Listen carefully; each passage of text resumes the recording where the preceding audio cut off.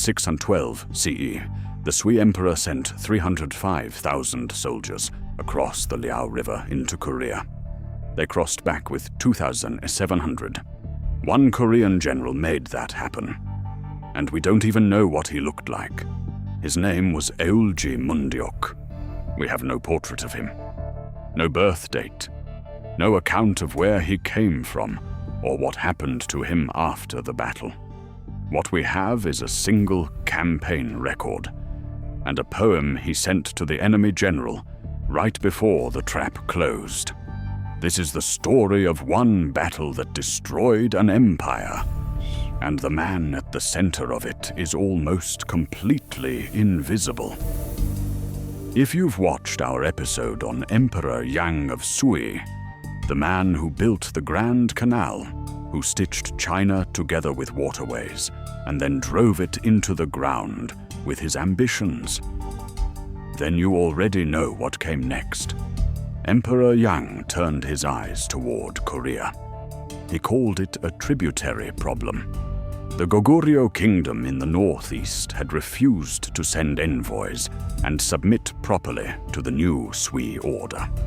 In the imperial logic of the time, this was intolerable.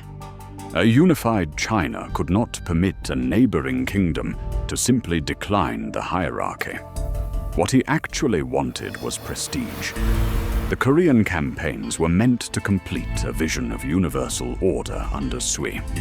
What they produced instead was catastrophe.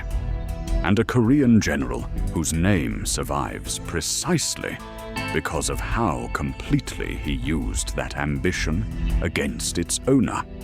This episode tells the Korean side of that story. From inside the fortress walls, Eulji Mundeok understood something the Sui commanders did not. The invasion was already failing before the first major battle.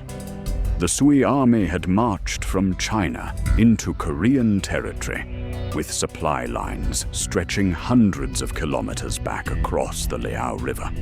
By the time the assault force of 305,000 reached the interior of Goguryeo, those lines were thinning. Men were hungry. The campaign season was running out. Eulji Mundeok's strategy was to let them chase him. In a move that would look like weakness and was actually a trap, Goguryeo forces engaged the Sui army repeatedly. Brief, hard contact, then withdrawal. Fight, fall back. Fight, fall back. 7 times by one account in the Samguk Sage. Each engagement cost the Sui nothing decisive, but pulled them deeper into unfamiliar terrain, further from their supplies, further from any possibility of an organized retreat. Then there was the visit. At some point during this campaign, Eulji Mundeok entered the Sui camp himself as a diplomatic envoy. He met with the Sui commanders face to face. A Sui advisor named Liu Shishi recognized him and urged the generals to detain him immediately. They hesitated. They released him. He walked out of their camp and continued the retreat that was leading them to ruin. The Sui army followed the retreating Goguryeo forces all the way to the Salsu River. The modern Cheongcheon River, in what is now North Korea. Wide, shallow enough to cross. The Sui commanders were exhausted and hungry, but they were close enough to sense victory. They began crossing. Eulji Mundeok had dammed the river upstream. When the Sui formation was divided, part of the army across, part still in the water, part waiting on the near bank. The dam was released. The water came down the valley in a surge that hit the crossing soldiers mid-ford.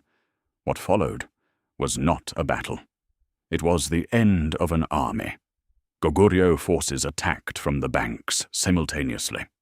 The Sui force, already starving and exhausted after weeks of chasing a retreating enemy through unfamiliar mountains, was hit in the river by a wall of water and on both sides by an army that had been waiting for precisely this moment.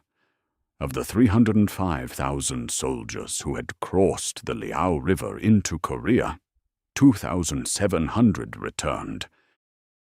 Before the trap closed, as the Sui army was beginning its retreat toward the Salsu, Eulji Mundeok sent a poem to the Sui commander, Yu Zhongwen. It reads, in translation, "It is written in the 5-character classical Chinese form that served as the diplomatic language of the era. On the surface, it is a compliment. Your genius is unmatched. You have achieved great things. You may go home now."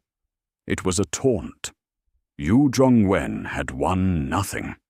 His army had not defeated a single major Goguryeo force.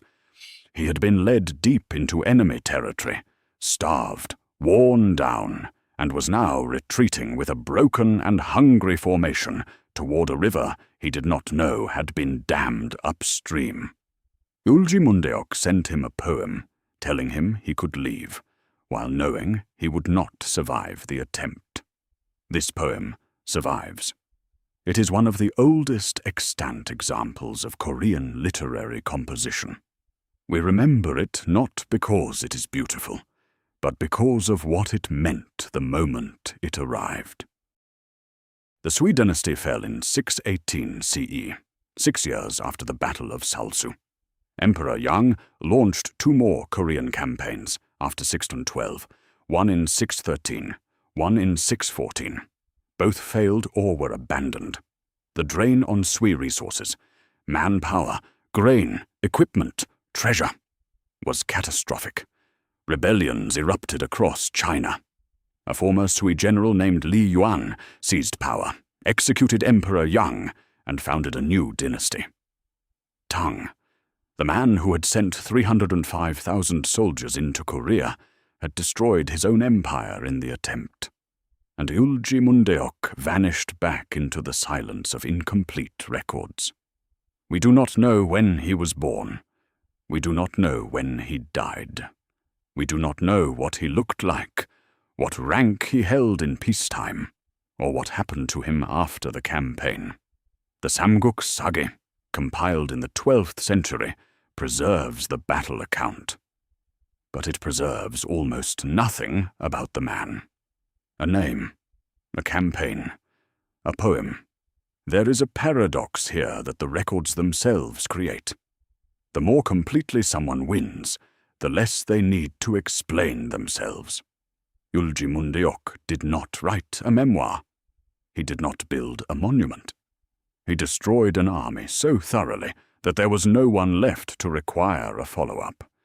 We know he existed because 305,000 soldiers didn't come home.